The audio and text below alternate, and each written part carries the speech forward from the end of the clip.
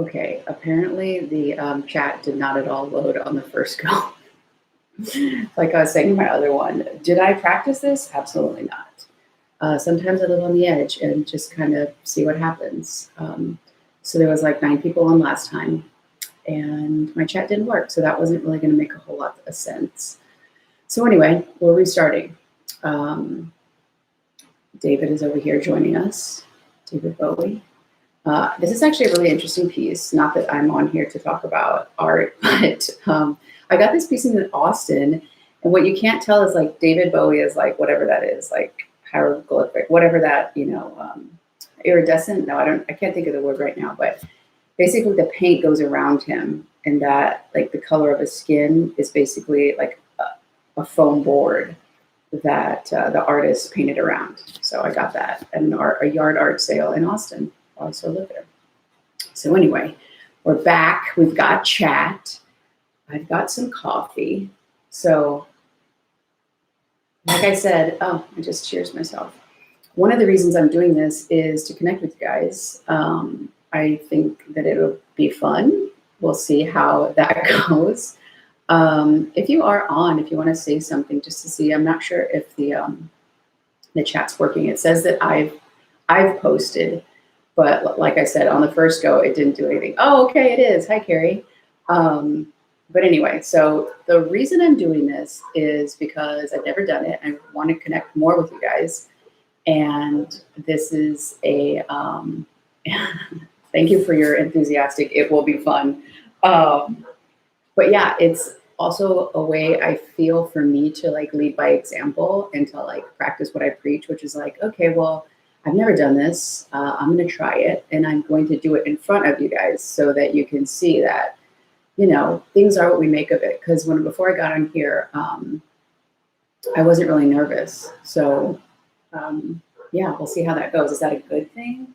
Do I have that confidence? Does the now me connect with the future me? I'm not sure.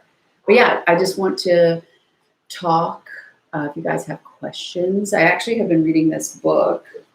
I don't know, y'all have the app Marco Polo, but I do that with some of my friends and whatnot, and I feel like that app really prepares you to talk by yourself alone in a room and it not be weird. So technology is helping. But yeah, so this is what I'm reading right now, Vitalizing Simple Truths, which is really fascinating.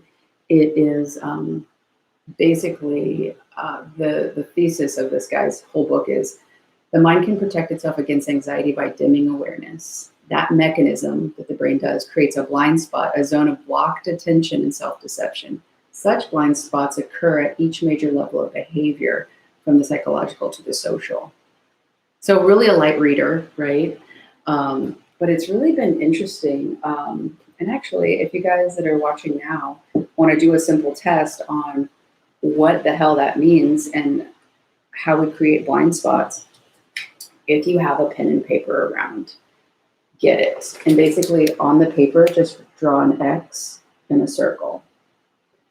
And basically what I thought was really fascinating, so it says, I'll read the instructions so I don't mess this up. But it says to see your blind spot. So you're going to write the X and the O on a piece of paper. So this is basically going to show you in a quick demonstration how powerful this book is.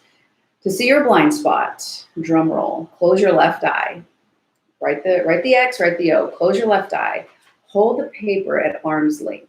So that would be me doing this. And as I bring it towards myself and take it away, at a certain moment, the circle is going to disappear. But it's not when it gets too close to your face. When it gets actually closer to your face, you can see it again. But at a certain point, we all have blind spots. So it's just really fascinating. Obviously, I'm really excited about this book. Does anyone have any questions right now? Also, too, where are y'all watching from? I always find that really fascinating. I'm in Portland, Oregon, so it's only 11. But yeah, seriously, Carrie, if you find that interesting, do the piece of paper thing, because I saw it and I was like, oh yeah, that's a cute idea, And then I did the blind spot check and I was like, oh my God, there's like a different level of acceptance of the information. Hello, I don't know how to say that name or those symbols. But hello. Yeah, where are y'all tuning in from? Watching from? Always find that fascinating, especially when it's like different time zones. I know we talked about that a little bit when people were letting me know about this live this morning. But yeah, so the other interesting things about this book, don't worry, I'll go on. I can talk all day. One of the quotes in this book, it says, perception is selection. My experience is what I agree to attend to. So like, even if you think that like as a list of chores or something like that, ooh, Ireland, oh my God, that is definitely a place I want to go. Ooh, is this Vancouver, British Columbia? I guess there's probably a delay because all of a sudden all these people, all you guys, and I always say guys, but all you people. Oh yes, that is, I've had the, what is it? The opportunity to go to Vancouver is one of my favorites, especially going around when you go North Vancouver and then you go around up to Whistler. It is so pretty. Like at one point I kind of had a, like a moment. I was like, did I die? Is this heaven? Like, it's so pretty. It was overwhelming to my senses in just north of Vancouver. So, Florida is nice, you know, to each their own, different strokes for different folks. You know, especially too, like being in Portland now, thinking of Vancouver, like it's so close. In Texas, where I was like 5 hours, I wouldn't be out of the state in any direction. That's, yeah, it's like, but it's like, it's not just beautiful, it's stunning, like in the true essence. Okay, it said how to embody a state of wish fulfilled. Oh boy, I feel like I have to write these down. This is like not good for my brain. It's like all over the place. I'm like, pew, pew, pew, pew, pew. And also too, I get to actually talk. Sometimes when I'm like doing my videos, I'm so like focused. I'm an Aries. I have a lot of Aries in my chart, Aries, Mercury, Mars, rising, sun, Sag, moon. Thank God for my Venus in Taurus. Or people are like, you're so earthy. I'm like, 75% of my chart is fire. So thank God. Also, my dosha is Kapha. I feel like I just spoke a different language. Oh my God, South Africa. I already know your accent is so cool. Oh, hello, Terry. Good morning. Well, I'm still getting used to too, the time zones. Most of you guys, it's later. Okay, how to embody a state of the wish fulfilled. Well, you have to see transitioning. I'm like, pew, pew, pew. But remember, like the biggest thing that has helped me is that remembering a state from my reading and learning and all this is how you think and how you feel. And that's according to Dr. Joe teachings. If you go even to the scientific level of thoughts being electrical and then feelings, the magnetic part, and thinking of how powerful your heart is. I think it's like, God, 5,000 times more. I can't think of the things off the top of my head. I think it's 5,000 times more electrical than the brain, and then like 60 times. Anyway, it's really powerful. And just thinking of what it is, not just like what you're trying to do it, because if you, like this book, if you have a blind spot and you have this subconscious thing that you're trying to run away from, and really like the book also talks about the endorphin system and how endorphins are great. They're great if you're getting attacked, there's a lion coming, there's this big, big sense of danger. Your brain, I think it's your, I always want to say hypothalamus, but then it reminds me of a hippo as well. But anyway, the hippo part of your brain, whatever the end of that, again, my brain goes so fast. That is like, is that danger? Is that danger? Is that danger? So if you're not aware of what really is danger and you're dimming all these things that you feel are danger, so that could be a person, that could be a particular experience, that could be maybe you get into a relationship and you have a lot of trust issues. Maybe you are afraid that low level, that you will never have what you need, and so none of your needs are going to get met. So if underneath all of that, it's happening, that's what you're really feeling, but you're like, no, the world is great, everything's good, I feel good, I'm in a great state, I'm in the wish fulfilled. You're trying consciously with your brain that 95% is saying, I'm in danger, I'm in danger. So those feelings are going to draw from the universe It's like a magnet. I mean, it's literally pulling out those experiences. That's not all the experiences that you're capable of feeling, but if you put in the code, if you put in a specific number to call somebody, guess what? You're going to get a specific, like if I call a pizza place versus a resident versus a grocery store, those are all very different experiences of what I'm going to get. So what the bigger thing about the wish fulfilled is starting to see what you're actually, like pulling out your blind spot, which I'll be probably talking a lot about because of this book, and starting to be basically broadening your awareness to be, okay, what is really going on? What are my deepest fears? And you got to look at those. Running away and saying they don't exist, in my experience, and from the work and things that I've seen, is not as powerful and quick as addressing them. Allowing your body to move out of a stress state, allowing your brain to actually function, because there's a whole other thing, heart coherence, which Dr. Joe talks about, but that comes from the Heart Math Institute, which has been doing research for like 30 something years. And when you're in a stressful state, your heart, which has more neurological pathways to your brain than your brain to your heart, they can't communicate. So it's like what you're feeling, what's really going on, your brain's like, and you make worse decisions. You're cloudy headed, foggy brain kind of a thing. So to go way back, this is like, I went deep diving, and I'm like, I like black out. I just like focus on this thing, and I'm gonna have to go through some of these. But the wish fulfilled, it's more about like, also too, like if you're going to put, let's see, it's like a puzzle piece. Like if there's something already occupying the space, because you're like banking on this thing being true. You're putting faith in something. Either it's the thing you don't want to happen, or you're going to put it in the wish fulfilled, right? You have to be aware how to dissolve this. It's not just magically going to go away, and you cannot force this wish fulfilled state on it. It's just going to sit on top. It's not going to root. It's like planting flowers on a piece, like on pavement.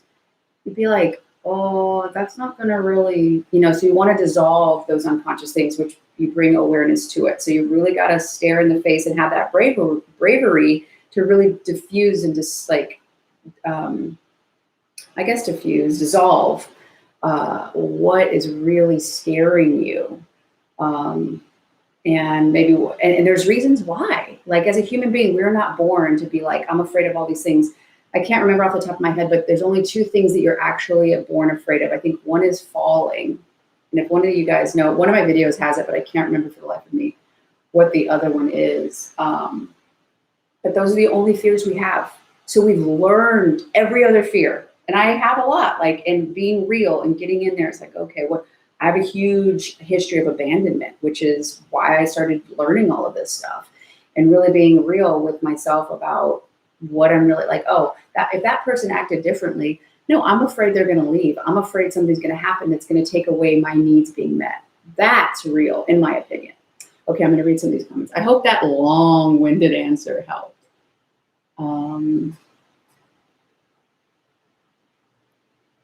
Okay. The next one I'm seeing is this is so fascinating. I'm like, my little eyes are trying to keep up, but it's hard. Loud noises. Yes, loud noises and falling. Thank you, Carrie. So I am afraid, like I've had some things happen in my life, and loud noises are very intense for me. And then if you've ever like the strangest thing, like I would assume most of you guys have had the dream like where you're falling and then you like wake up. I swear that I've woken up like and then fallen back into bed because I like jolted so much. I literally jolted myself off the bed and then fell. But anyway, so if what you're afraid of in life right now is not falling or loud noises, you learn that. To me, that's very empowering. Oh, I'm not gonna cry. It's like totally cry emoji. 219. Wow. Where are you, Finny? Where are you? I was gonna say calling from, but where are you phoning in from? Okay, I'm gonna go up here a little bit. Oh my gosh, guys, this is so much fun. Thank you all for being here. Because like I literally, one of my good friends called, and I was talking to her just before I got on. She's like, okay, what time is it? I'll get on. And I'm like, no, I need to do this. by myself. Be willing to fall on my face and like totally put myself out there. And yeah, it's so beautiful for you all to be on here. This is awesome. And maybe that's it too. I knew, and I just trusted that it was going to be good. And I trusted myself too, that if no one got on, I was going to be okay. And that's one thing. Okay, so I'm like, I can already tell I'm gonna take another drink of coffee. Is anyone else drinking coffee? I mean, it's technically 11:21 here, but I really love coffee. It's Stumptown, which I did not know that Portland is actually Stumptown, and that one of my favorite coffee roasters actually originated in the place that I live now. So that was a beautiful moment. But hang on, I was talking about external validation. A light topic, don't you think? But with the Olympics being on, it's making me address things and come to terms at some old deep wounds. Because basically what happened to me is I was really good in high school. I've never told the story. You guys are getting the insider sneak peek of my life. And I promise I will go back to these questions because you already know that I talk really fast. So a really big synopsis of my experience was I was in high school, 9 years old. I started throwing a shot put. In high school, I was like top in the country. I was number 4, got highly recruited. I really wanted to make it. Since 4 years old, I wanted to be on the Olympic team. I thought I was going to be a gymnast, and I am like in no way, shape, or form anywhere near the size of a gymnast at all. So that dream was dashed. But I went on to do really well in high school. I got to college, got scholarship, started going and doing really good. And then my performance just started tanking. And really it had to do with myself and like seeking really hard for external validation, not getting it, not feeling I got the support. And so, I mean, I was worse in my 3rd year of college than I was in high school. And psychologically, if all of my identity was in my performance, you can get an idea of what that did to me. And my self-worth was just nothing. Because really, my self-worth was already struggling. And I was using this external sport as like, oh, look, I've got proof. Look, I can, that's why I really like the psychological aspect of it was easier for me to start getting a hold of because for so long I did this outside thing. It was heavily based in performance. So then go to college, just stinking, just not good. And I eventually gave back my scholarship and like quit. And I was like, I don't want to. This is so embarrassing. Like it literally was embarrassing. And people asked me about the Olympics and I was like, please don't, please. This is so horrible. So then though, there was something inside of me that was like kind of an itch. And I'm like, I got to keep going. I got to try one more time. I found a new coach. That went really, really well. So by the time somebody asked me this the other day, from like 2006, eons ago, from 2006, I think, to 2008 or 2005 is when I stopped competing, and then I trained and I started making my climb again. I was 2-time All-American, got second in NCAAs, ended up making a world championship team in 2008. So this was like the Olympic year. Everything was roses. Everything was great. It was like I was living in the end. And that's also what taught me how to live in the end. This is way before I knew that. I read Psycho-Cybernetics by Maxwell Maltz, who talks a little bit about this, but way not spiritual. It was just like factual, like neurological. And that book was recommended to me by an Olympic gold medalist. So then everything's good. I'm like, oh my God. And I'm like so focused and like I'm doing everything. My performance was like 1 month before the Olympic team. Yes, Psycho-Cybernetics. 1 month before the Olympic trials, I dislocated my shoulder throwing. It's like, oh, okay, it's fine. I was throwing basically the same distance. If I would have thrown what I threw in practice, I would have been a 2008 Olympian. And I always threw further in competition than in practice. Then 1 week before the Olympic trials, I broke my foot. And so going into the Olympic trials, I just had them tape my foot as hard as they could so it would not move.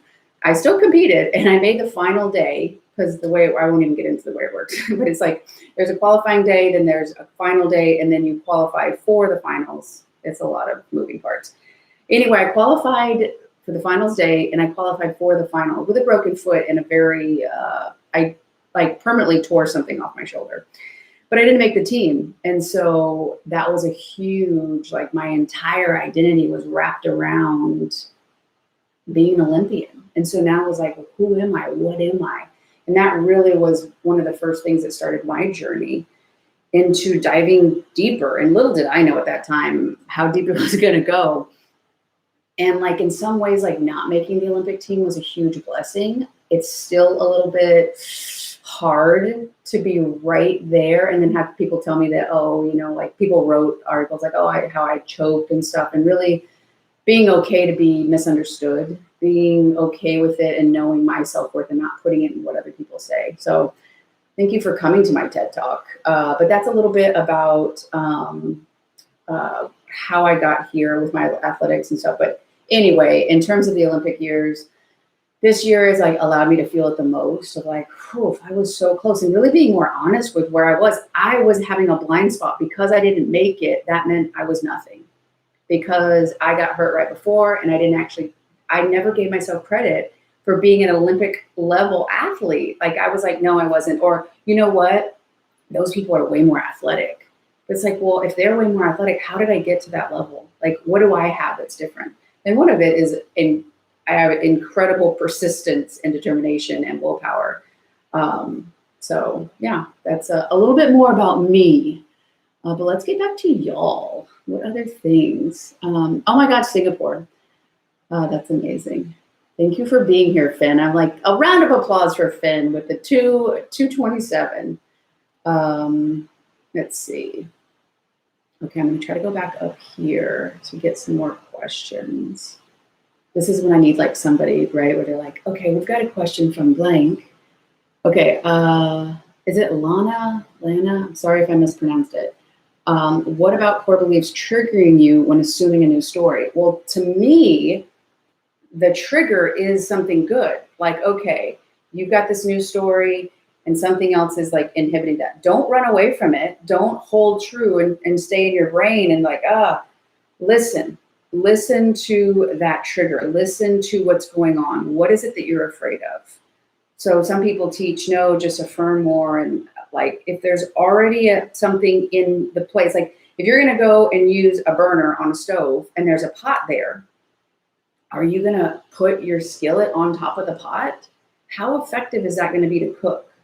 Not very effective. So removing it, understanding what got it there, which is going to like the mechanism and the experience, so you can reason on it with all the tools, all the experiences you have now, is going to be one of the main things. So removing it, then putting out. So when you have a trigger, you have like tension, being real. Okay, what is it? What would I have to believe about me? What would I have to believe about the world in order for me to feel that this thing I want isn't true, this new story isn't true? Carolyn Elliott has that deepest fear inventory, which would be like, dear universe, I secretly, for instance, maybe it was about the Olympic team for me. Dear God, dear universe, I secretly resent being an Olympian because I deeply fear that I'm not good enough, because I deeply fear that I don't have what it takes, because I deeply fear that I'm not worthy. And you basically go down that list of 20, and that's going to start bringing up, what are those core beliefs that are holding you back? Because really that belief is just where you're putting your faith right now. You can take it back and then you can put it in the new story. But if you don't know where your energy is at an unconscious level and start bringing your awareness to unroot that or uproot that, you won't be able to put it where you really want it. So again, bringing awareness, which is going to open up the your attention and bring more to the situation. Okay, I hope that helped. Okay. Oh my God, the heat. Yesterday in Portland, it was 96, but it is a lot different 96 than Austin. So I actually had jeans on. It wasn't necessarily planned. Like I was out running some errands, but I could stand it, right? I think that, you know, if I was in Austin, I would not, if I even looking at jeans would be like, make me nauseous. Okay, specific books about manifesting. You know, I think I have a lot different perspective because of the way that I was taught with different things. And there's more psychology in it because I do believe ultimately, you know, the metaphysics of it all. Sometimes though, getting your brain unhooked and using other tools from psychology and stuff like that, I think they've personally helped me. So the adult children of emotionally immature parents is a really, really good one to kind of see what happened in your childhood and unfold that and kind of awaken to it. I mean, this is a really good one too. It's a little bit thick. If you really, really like science and that sort of thing, this is really good. I mean, I haven't even finished it. I'm only 40 pages in. But you know, somebody asked me about doing a page with book recommendations. So, and I'll spend more time doing that. And when I do it and when I finish it, I will post it in the community chat, that complex word chat. Okay, I have a question on the word trying. Would you agree this is failure in the subconscious? My hypothesis, can't even say that word. Oh, hypnotherapist has me with a jar try. The goal is to completely eradicate those words from my vocabulary. Well, I think it has to do with the power, Carrie, that you give the word try. And actually, I mean, this is what I love to do because sometimes I'm like, oh, well, where did the word, wouldn't it be funny if I was just over here, like, I'm like, oh, hey guys, I'm just going to text, can't even spell etymology. I'm actually researching what the origin of try, because that's what, like, when there's a word where I'm like, that's another thing too, becoming an investigator. Like, okay, does that feel true for you, Carrie? Is it true for you that trying is failure? But hey, hold that thought. I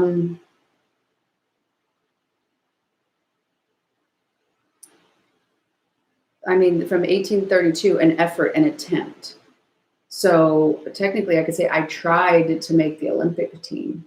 So there could be a lot of courage and valor in that, right? I tried to do this thing that was really hard and that most people don't do. You could say that's a failure, but also too, look at the judgment within that. It's very situational. So I'm not going to say yes or no. I have a strong judger inside of me that makes for some really good lesson, just with more self-compassion and creating space from others, like allowing them to be how they are and like interacting with all of y'all. Like it's really helped. But the whole point of that is judging, like, oh yeah, saying yes or no to the word try. What about if you thought about it as an effort? Okay, from the 13th century, this is like one of those memes where it's like nobody. And then I'm like, the etymology is actually, anyway. So 13th century, discover by evaluation. So I'm going to go out there and I'm going to come out here and I'm going to discover by evaluation how community chats go with my coffee. You could say I'm also trying it out, right? So in a really long-winded way, to me, it's about looking to see what value you're giving those words, what power. Because to me, try is like, oh, wow, I get to go and see where I am. It's kind of like the opposite of failure. It's a big experiment. Really, life, in my opinion, is a giant experiment. When you allow yourself to be like, okay, no one really knows if what they're going to do is going to be a success or not. And really, like, people who are successful, and I mean that we could go off on another tangent. By the way, I mean me, but I'm sure you guys are going to in the chat. But when we stop after one attempt, like look at baseball. No offense to baseball, but you know, when people talk about, oh, they're batting 300, I mean, and maybe I'm off on this, but isn't that 30%? You know, like the amount of people who are Olympians is so small. The amount of people who, even in an NBA, you know, professional sport, who have won a championship is so small.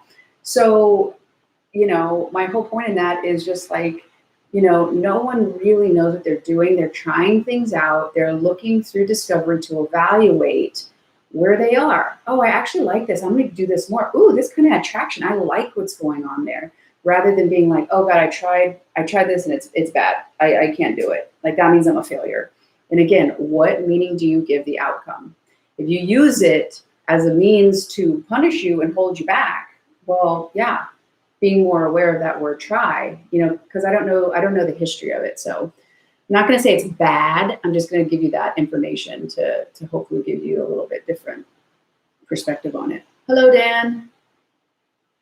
Okay, I'm like reading it silently. In your experience, is it normal to feel physical and emotional fluctuations when shifting your self-concept. Yeah, because this is why. Okay, I'm gonna look and see what the word is. Hippocampus, there it is. Hypothalamus. I don't even know if that's, my brain's like, wait, what? But yes, it's totally totally normal, because the hippocampus in your brain basically is like, is that a threat? Okay, that's a threat. Okay, I think I even wrote this the other day. I feel like this was like a stage thing, like, interesting point, Dan. Actually, I literally wrote this to say, anything new, novel, out of routine, or unfamiliar. So if you're forming a new self-concept, doesn't that basically describe everything that you want, right? Like, oh, okay, I want this experience I haven't experienced. So it's going to be new, novel, out of routine, unfamiliar. It's unknown. That doesn't make it bad. However, it's going to get scrutinized because it's uncertain. So basically the one I said just a second ago, it's seen as a potential threat, right? Is that dangerous? So the body basically is going to raise up in a low level response to this potential threat. So, it's interesting work. I think it's vital to understand what your body's doing to protect you. Your amygdala is also one in that system. And so when you start getting new stuff, it's like, hold up, no, we want to repeat everything we've been doing because we're alive, we're safe. So what, our soul is not being fulfilled, but we're alive, and it's like, you're missing the point, amygdala. But, understanding it's there to help keep us alive in an evolutionary way. Your endorphin system is there to keep you away from an animal. They're going to come attack you. You can run away. Your endorphins are going to lower your pain levels. It's also going to dim your awareness. So if you're constantly being like, your brain also doesn't know the threat difference between a wild animal and like maybe a constant boss who makes you feel threatened, or maybe it's a family member, or maybe it's just going out and getting rejected by different jobs, or maybe you're creative and you're like, oh my gosh, I can't put myself out there, or you're having fear. So you're having this stress response. And so basically your endorphins can kick on. It's going to lower the pain potentially, and then close in your attention. So even on the, your RAS, right? All these things that you could be seeing to help get you to the thing you want. If the thing you want is perceived as a threat, your hippocampus, your amygdala, those are all going to be like, whoa, no, don't do it. So realizing, Dan, to circle back around, that your brain is potentially perceiving what you're doing as a threat and having some sort of routine. Maybe it's a mantra. Maybe it's just deep breaths. Okay, I'm feeling fear. Okay, this is making me feel really uncomfortable. I'm safe. I'm safe. That gives me chills already, but you soothing you and realizing it's okay. Maybe you have a support group. Maybe you have a friend and you explain what you're doing or what you want to do. You're like, hey, I'm having some really fearful thoughts. It feels like I can't do this. That's good. That's okay. So I hope that helps. Okay. Skimming through. Oh my God, this is so exciting to have like comments and y'all's interactions are so helpful. I really hope this is helping y'all. I'm going to catch up a little bit more.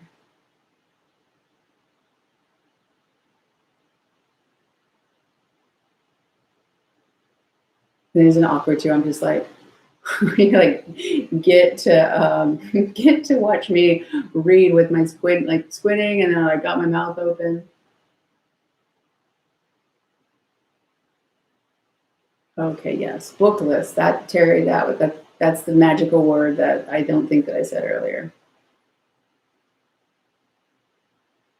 Okay, well, I feel like this is also like the wheel where I'm like, because I just got to another question. It says, how do you deal with being polite and civil versus being honest and blunt when someone you don't like is making you uncomfortable? There's a lot to unpack here. I mean, for one, what do you consider being polite and civil? Do you see a difference in honesty and politeness? That's something to ask yourself. And then also, two, someone you don't like, so that's subjective, is making you feel uncomfortable. Is that true? We're going to take a page from Byron Katie. That's another great, the book, The Work, and really her worksheets are really good because it basically it's untangled a lot of my delusion and bullshit, for lack of a better word, about the stories I was telling about things. So is it true? Like, I mean, again, I don't know this. So I don't know the situation. If somebody is, maybe pushing some sort of agenda, or maybe they're wanting, I don't know if it's like a relationship thing where they're like really wanting to date you, and then they keep making like references that are inappropriate. But I do, so the idea of that is possible, that it's making you uncomfortable, because there could be literal like verbal like boundary crossing of like, hey, that's not right. If they're talking about ideas that you don't agree with, something a little bit more neutral, is it true that it's making you uncomfortable? What is it? Is it that they believe that? Is it, because I think it's important, because when you say somebody's making me feel uncomfortable, you're giving your power to them, and you need them to change so that you can feel good. You can feel comfortable. And again, I don't know all of the situations happening with this, so there's like an asterisk by that for sure. But the idea is it true that they're making you feel uncomfortable? Realizing, are you giving your power away, hoping that they change and hoping that their behavior is different? Can you find comfort within yourself, saying a boundary? And a boundary would be, how to be polite and honest. Also, too, is being polite and civil a disrespect to yourself? That's really it. What is the honesty and bluntness? Like, I think potentially in your experience, there's some sort of, they're on these two different things, and finding a way to marry those together, that you can be honest to you and you can be polite, honest and loving. How about that? And maybe those two things don't exist. Maybe you were shown that you can either do this or this. If being polite and civil is a disrespect to yourself, you can lovingly create a boundary and remove yourself. I will tell you, there is going to be uncomfortable situations with that, right? Because you're practicing. So what are you going to do when you're practicing? You might stumble. You might go on the opposite end. You might be very boundary making.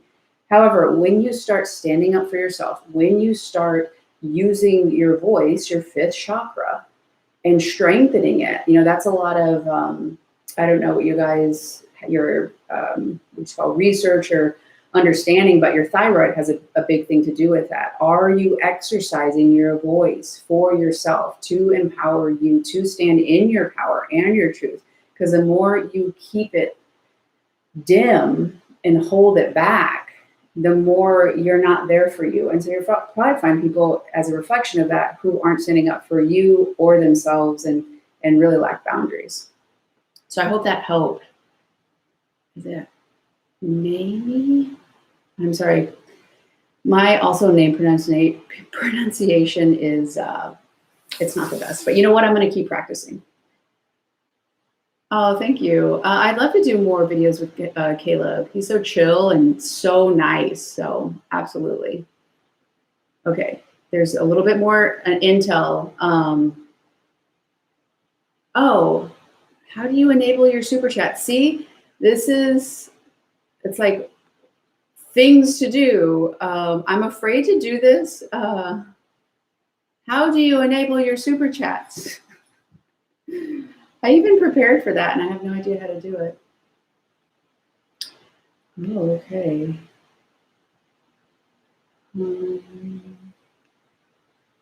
We're getting some unwanted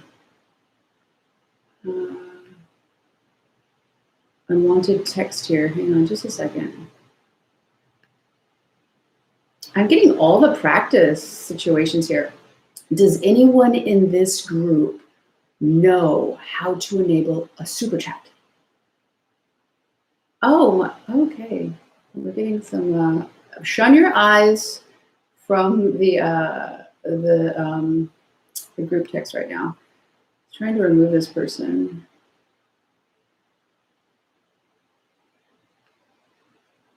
Okay, hang on just a second. Okay. I'm gonna put you, Fly Girl, my Libra. I don't know how to do this. Again, this is me just, oh. All right, you are my moderator, Fly Girl.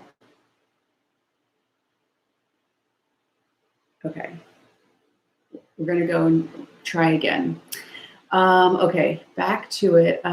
Again, I don't know what's happening with this one person who's being very vulgar and inappropriate.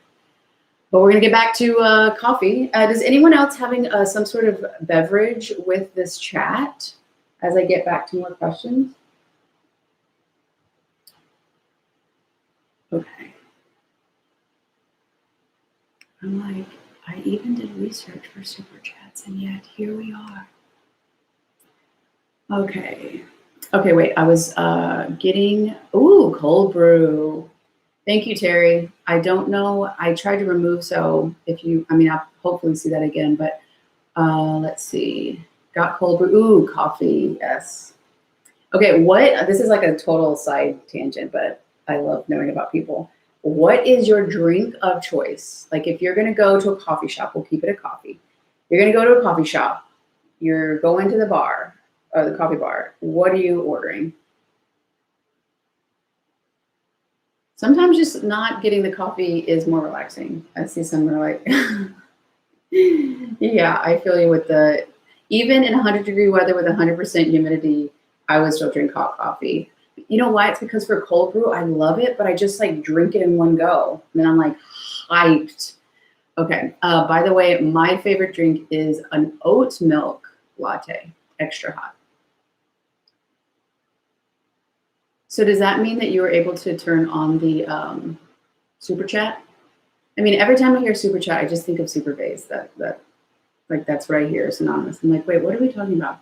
Okay, I'm going to go back to get a little bit more information about that situation we were just talking about, where it's the honesty versus bluntness situation. Okay, to explain this, this person has been taking all my ideas for my content creation and inserting themselves in all of my friend groups.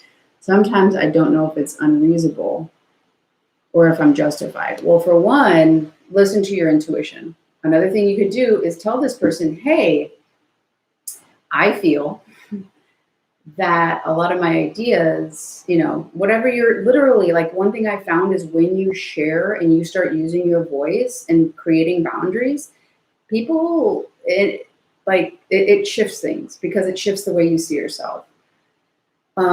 And probably, I would assume like this person might have issues with jealousy, right? Potentially one way to see this is if they're taking your ideas and they're putting yourself in your friend groups, they could admire you in such a way that they're emulating you and not trying to be you, but reframing it as rather than being like, they're taking away from you, just try to see maybe in more an objective way, like, okay, this person, maybe they have some insecurities, maybe they're not firm in themselves, and so they're reaching in, right? It's a little bit potentially like a codependent thing, right? They're like trying to become one because they don't really feel secure in themselves, so they're insecure, they don't feel safe. Sometimes when you can reason on that, you can come from more of a compassionate place. That does not mean to allow them to take your ideas. That does not allow them to insert themselves into your friend groups, but it does, I think, allow yourself to kind of not feel so threatened, and allow you to have, like, speak from the heart, like, hey, I feel uncomfortable, whatever it is that you feel, genuinely sharing that with them. That might give you more of a heartfelt dynamic between you if you're interested in, but you did say you didn't like them, so take that with a grain. But also just kind of seeing a bigger picture of, what's going on there. I hope that helps. Because I've come from a place that, like, I'll get real ramped up, right? If I'm like, you're attacking me, then I'll like rise up, but that doesn't help me. And so I understand the like feeling of potentially being threatened or like wanting to defend yourself, and like for your own betterment and sake, potentially, okay, how can you get the most out of this? How can you maintain peace and communicate a boundary? That's really all it's about. And potentially see this person for what's happening. They're taking your idea. That means like they potentially feel they lack. So if somebody, if you see somebody more in a painful situation, you're more likely to come from a compassionate place. But honestly, at the end of the day, for your own betterment, for your own experience. Okay. Okay, I'm getting back down here.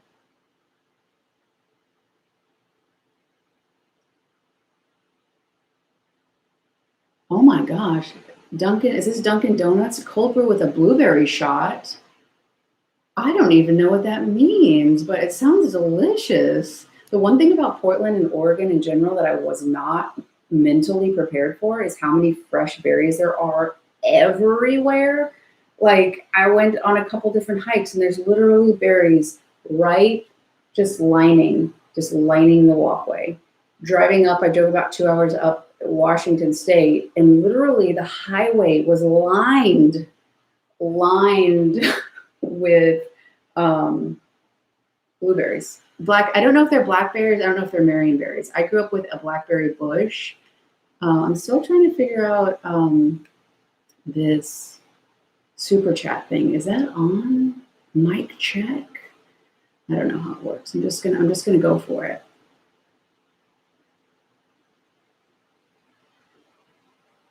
Okay. Yeah, and I know that in terms of advice and situations, like because I don't know all the things, I can only offer this like little glimpse. But again, for your own benefit, it's just to see it from a little different perspective because there'll continually be that resistance. Okay. Other question. How long did it take for you to go from being a college athlete to competing in professional teams? When did you start implementing your visualizations and changing your self-concept? Or yeah, self-concept. I mean, really the entire time, right? Like somebody asked me like, why don't you already have like X amount of followers, or like, why can't you go from X to Z? And it's really like you building that in yourself, and everyone's different. That's why you see a whole bunch of different expressions of it in the world. So for me personally, 2006, I was like not good. Like 2005, I quit my college team. 2006, I started training again, but I had not been training, so that took a while. So about 2 years to go from like a failed college athlete basically to making a world championship team, where I was my top performance. And again, like I know that I still had more to go, but the top rated, I was 39th in the world, and I finished 11th at the world championships. So from 2006 to 2008, and then I got hurt, and basically my body was never the same. Oh, they're flavor shots, not syrup. So oh my God, you're opening my eyes to these Dunkin' Donuts. You see how my brain is just like, oh, did someone say food and snacks? Oh my God. Interesting. Law of reversibility seems to give a scientific reason for how the law of assumption works. I have not gotten into that, but I'm going to make note of that and get more into it for sure.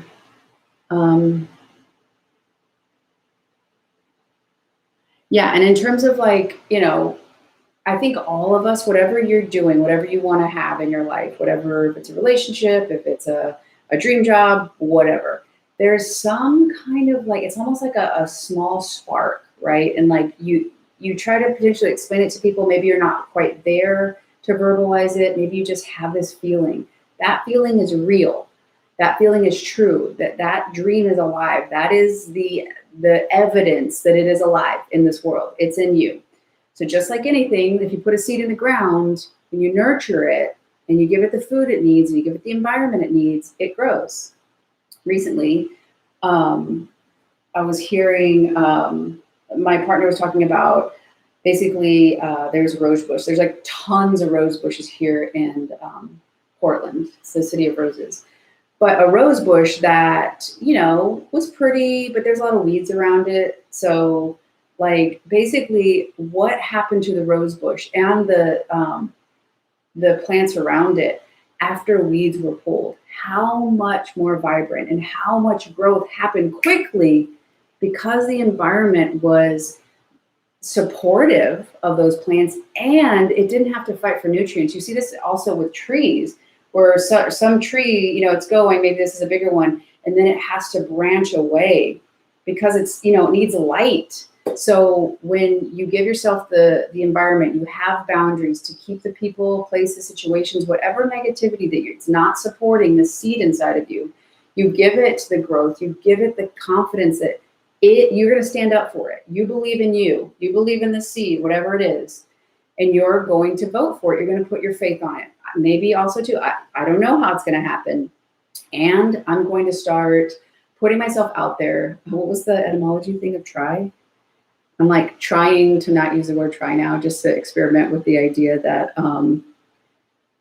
to discover by evaluation. So see, do you even know? And also too, if you've never been in that experience, you don't even have the expertise to like make that judgment. Anyway, there I go again on my rants. Okay.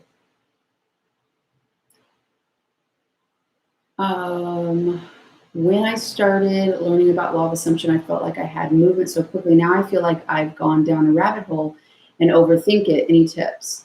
Also too, before I answer that, if y'all have asked a question that's up there that I haven't talked about yet, since I got so distracted by Dunkin' Donuts and their flavor shots, but go ahead and post it again, because I'm not trying to ignore it.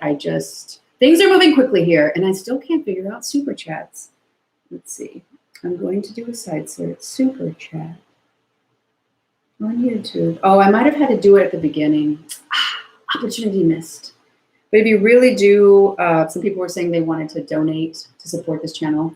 I can leave a like a PayPal link if that fills your heart. I am an open receiver to that. But I think I had to turn on super chats before I started this.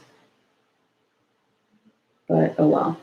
See, sometimes you go out there and you put yourself out there to for the experience, and then you learn in the future. Oh, thank you, Terry, for my rants. Good to know. Good to know. Sometimes I'm ranting and things come out and I'm like, oh, I didn't know I knew that. Just comes out and helps me tie together different ideas. Okay.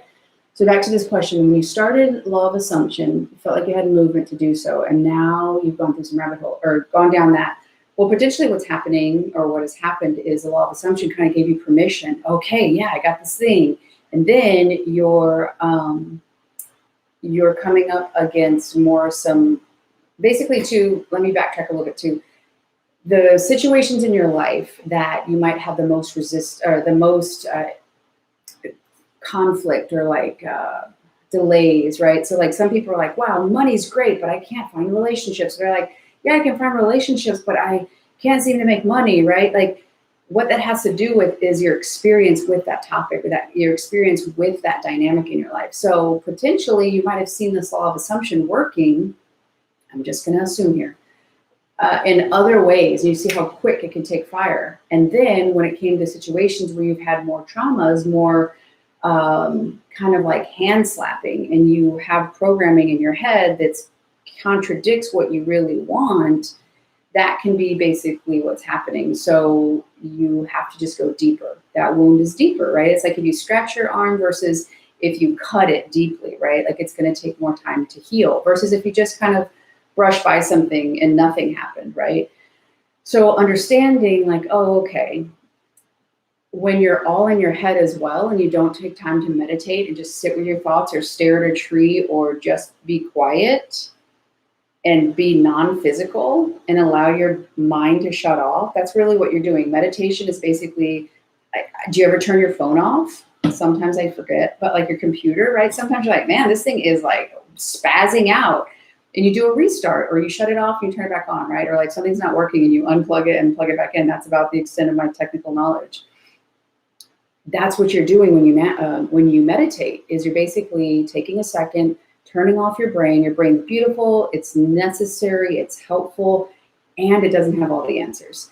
You tune into your body, you tune into something greater than you, the universe, the energy field, God, whatever you believe in. And then it's going to give you a time to basically, and then you're going to come back. So I'm not sure if that is been your experience of things, but when you allow that to happen, when you allow your intuition and the wisdom from your own body, from your own experience to come in, that's going to help you, because when you overthink, you basically burn out. You can journal. You can do the Carolyn Elliott's deepest fear inventory, because there's these things that you're seeing as threats, and you're trying to overthink them. But really what you need to do is go and look at them. Don't try to run away from them. Look at them. What is it? What is threatening? What are you perceiving as a fear or an obstacle that's getting in your way? And when you understand that, then you can understand, oh, I'm assuming these things. And again, like the pot on the stove, ideally a gas-powered stove. I really love those. But it's like trying to cook on top of another pan. Like it's not going to really work. So you've got to dissolve those old assumptions and get real with what those assumptions really are. So the overthinking is probably trying to like outsmart the thing rather than spending your energy to dissolve the thing. I hope that makes sense, Taylor. Let's see. Sometimes I don't know how, like in comments, like on the videos, like how in the world, sometimes it adds people and other times it doesn't. I'm not even going to pretend I know why in the world it does that, but I'm seeing people at.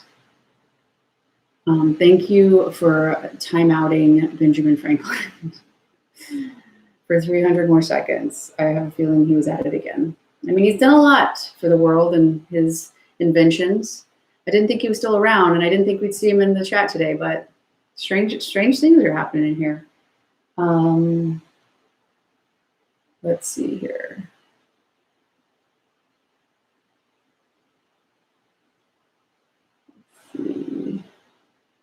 Like so excited to go back into like see all the chats. I'm like so proud of us. Look at us. We're just hanging out. Common interests, and then we get to explore other things that each other finds interesting.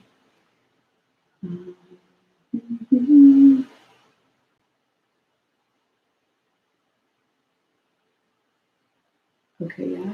Now I'm going back up. I'm curious here if y'all know your astrology.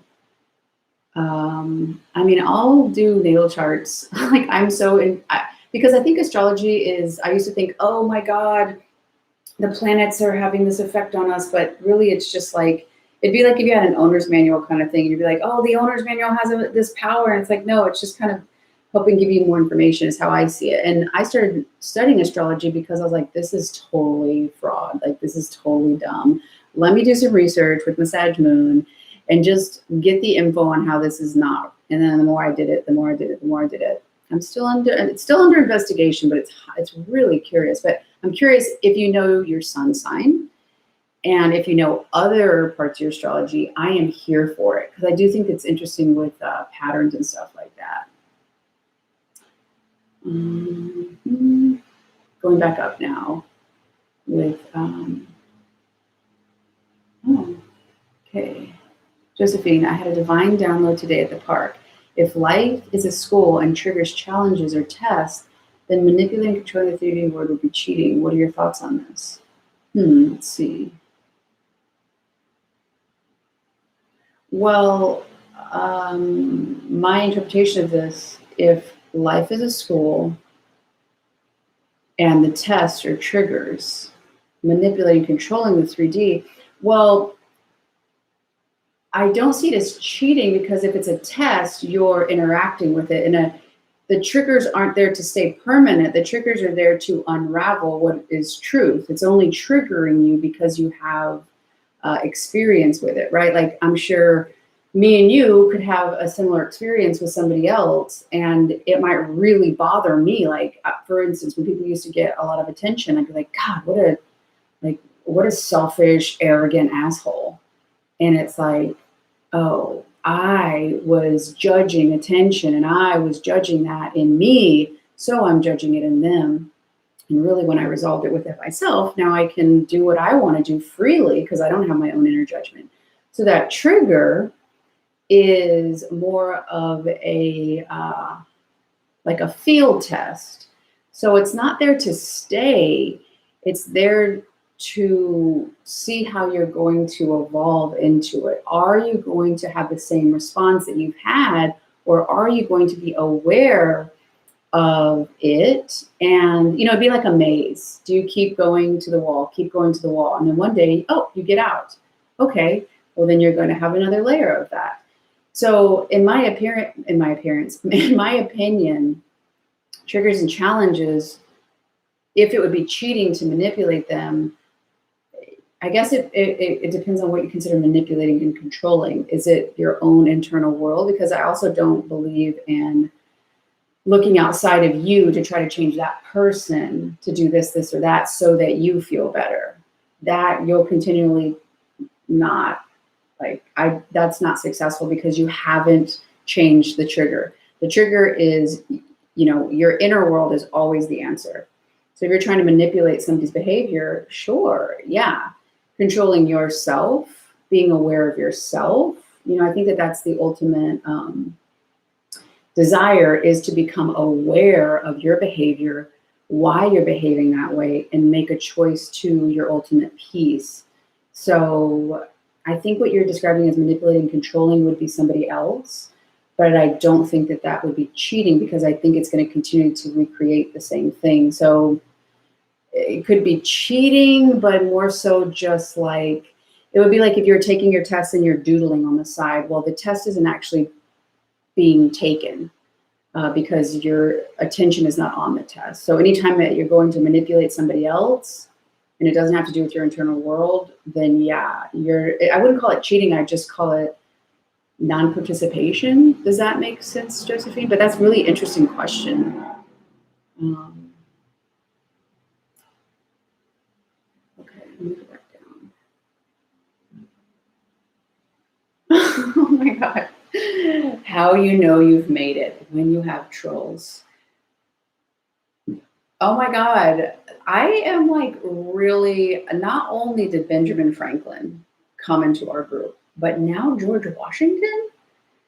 I didn't realize that I have a niche or niche, whatever it is, of past presidents who I presume we all believe to be deceased, but now they're coming to the chat. Maybe I would think that they would have a lot of interesting things to say. However, they're not able to get past really offensive language.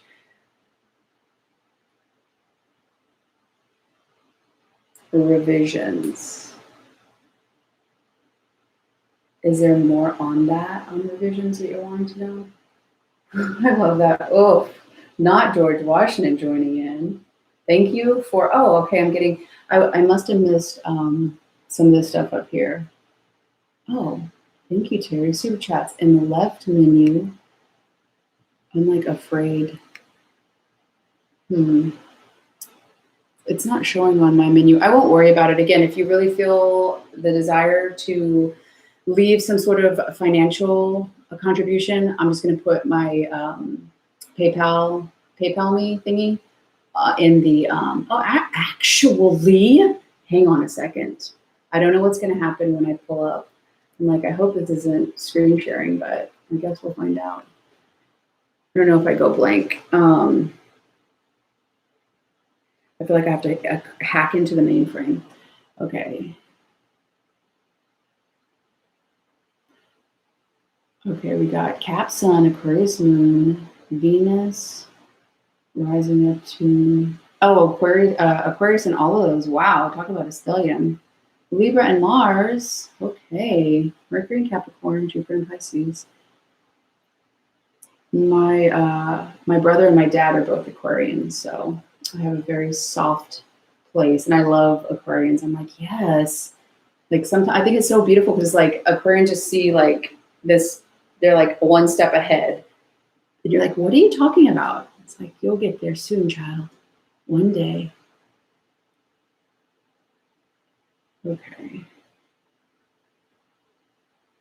Now, do you have a specific, I'm seeing a lot of revisions, but can you ask a specific question about that?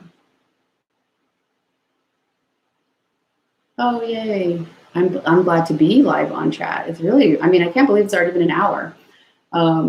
We can finish up. Okay. Leo Sun, love it. Scorpio Moon. Oh my gosh, so many emotions over there. Scorpio Moon and a Cancer rising. Thank God for the Leo Sun. keeping it fun. But I mean, Scorpio moons are really fun too. A lot of intensity.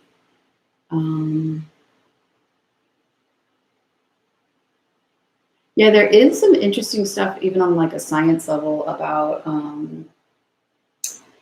like a revision kind of a thing where, and I still can't find the numbers for it, but it was like people who, I kind of whistle when I said who, but people who took a test and then went back and looked up the things that they had missed, got better scores than people who didn't, with the idea that rather than time being linear, time being vertical. So if you knew the question up here, the past you version here would know it as well. So I think that's really interesting. But yeah, if you have that revision question, can I get closer to the camera? If you have the revision question, ask it in a specific way, because I don't know what you mean just by saying revisions. Okay, and then the other thing, somebody just asked about third parties. Can you expand on that? Because, you know, what specific thing? One thing about third parties is a lot of times, you know, if it's somebody you really want and they're wanting this other person, or maybe they give you some attention. Okay, how to feel secure when there is a third party? Well, there's a couple different things. There's a really, really, really good book, which will be in my book list, called, it's going to completely slip my mind. Oh, there it goes. Oh, Rays of Dawn. There it is. And it's a very interesting book in the sense of like, it's so plainly written, but it's it's so many levels within this really simple sentence. And the one thing, because I have clown circus music. I have struggled a lot. Like my past, I was incredibly jealous. Like I wish that I could bold and underline incredibly jealous. Why? Because I was really insecure. Why? Because I was really self-abandoning. So when you look at this third party situation, no matter what's going on, like look and see where you are in that. Are you putting all your attention on what, you know, if this is you, and this is the person you want, and then this is the third party, is all your attention over here? Because if your attention's over here, who's with you? And if you've left you and what your life is going to be is a reflection of you, what do you think you're going to get a reflection of? Not in a punishing way, just in the law of, you know, like I said, I believe that it's less about the law of attraction and more about the law of reflection. So yeah, when it comes to feeling, I think you said how to feel secure. Cultivating security in yourself no matter what's happening out there. What meaning are you giving a third party? What meaning are you giving your potential partner or your interest or your specific person that you want? Are you assuming they're going to leave? Are you assuming that somebody else has come along? Because that's all reflecting an inner low value of yourself. It can be a process to cultivate that, to nourish that. The first thing is starting to become aware that it's happening. Oh, you know, and that's what I had to do. Okay, I'm being jealous. Okay, I'm abandoning myself. Okay, I'm safe. And then literally in that moment, taking breaths and removing my neurological desire to go into this impulsive thing and blame the other person, or make it like, oh God, that's happening and now I don't have anything. And just, I mean, that was my personal thing. I'm not projecting that behavior. I'm talking about myself. But the more I pulled it back into me and made me safe and realized I am in me, and it completely changed everything. Because you can either look here or you can look here. If you're here with yourself, you won't be able to feel insecure because you're securely with yourself, if that makes sense. Okay. All right, let's see. I'm going to do one more question because we've been on here so long. This has been so fun. One other thing that I'm really curious is, it's like such a delay. What are y'all doing today? Well, I guess some of you guys have, it's almost the end of your day. Okay.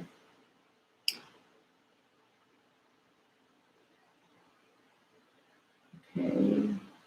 Yeah, I mean, yeah, I feel that sometimes we think other people are less flawed than us And we don't trust our own self, our own judgment enough. Yeah, giving, and think about that. If you're like, okay, I am this and they're that, you know, you're putting this person on a pedestal, you're giving them a meaning. You're like, oh, my SP or my significant other or whatever the thing is going to see this. Well, that's you putting them on the pedestal. So realizing that straight away, that you left you gave you a lower value. That's where the whole thing started. Okay. Okay. Oh, I can't wait to get to talk to you one-on-one. And yeah, if you guys want more one-on-one, actually, I think I can. It's like so scary to leave this thing. I'm like, I don't want to leave you guys. I'm right here. But I'm going to put the, if you guys so desire a one-on-one, I'd love to do one-on-one with y'all. Let's see. There's the, oh, I think that's the login. Don't do that. I've messed up. See, and it's okay. It's okay. Because I put myself out there. I sent the wrong thing.